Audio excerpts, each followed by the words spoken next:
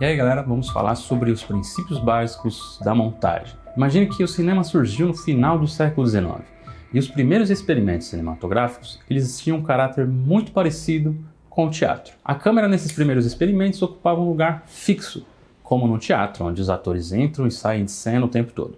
Mas a partir do momento que a gente começa a flertar com uma nova linguagem, a linguagem dos planos da montagem, a gente começa a tornar possível as primeiras teorias da montagem, que vão surgir ali pelo início do século XX. Tem um filme interessante de 1901, chamado Pelo Buraco da Fechadura, que é de Ferdinand Zecca, onde ele mostra um ator e atrás desse ator existem várias portas com suas fechaduras. E o plano seguinte é o plano mostrando através da fechadura o que há do outro lado. Então esse pequeno filme, esse pequeno experimento já denota um pouco o que virá a ser a linguagem de planos da montagem. O plano para o montador tem uma definição muito simplificada.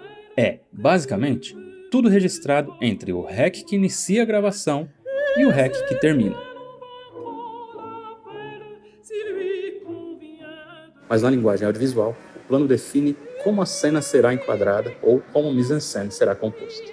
Temos então planos diferentes com intenções diferentes, como planos gerais, planos detalhe, planos close, planos médio, planos americano e etc. Para começar a teorizar a montagem no início do século XX, eu vou partir de duas vertentes diferentes, a vertente americana e a vertente soviética. Do lado americano a gente tem figuras como David Griffith e Edwin Porter. Do lado soviético nós temos figuras famosas como Sergei Eisenstein, Dziga Vertov, Lev Kuleshov e Vsevolod Pudovkin. Então partindo de Porter acreditava que o plano sozinho ele tinha pouco significado, mas era a unidade a partir da qual a gente deveria construir o nosso filme. Já do lado soviético eu gosto muito da visão de Pudovkin sobre a montagem. Pudovkin ele fazia um paralelo entre a montagem e a literatura.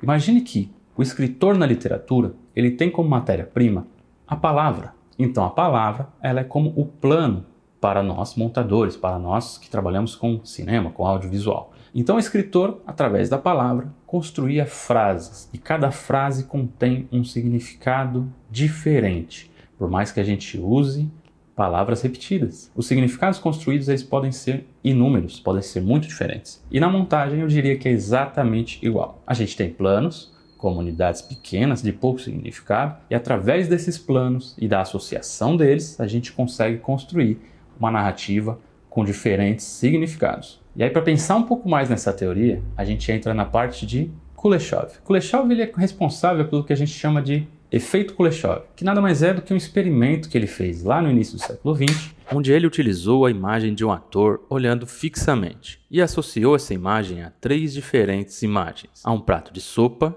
a uma mulher deitada e a uma criança morta num caixão. O que Kuleshov descobriu foi que, mesmo que o plano do ator não tenha mudado, seja exatamente igual, quando ele associa esse plano a 3 novos e diferentes planos, ele constrói 3 novos possíveis significados. Trazendo isso para os dias atuais, a teoria continua muito válida. Deu para entender mais ou menos como é que a montagem vai funcionar? Então o princípio básico da montagem é a associação de diferentes planos para a construção de novos significados. Qualquer dúvida, manda mensagem para a gente e a gente se vê na próxima aula. Valeu!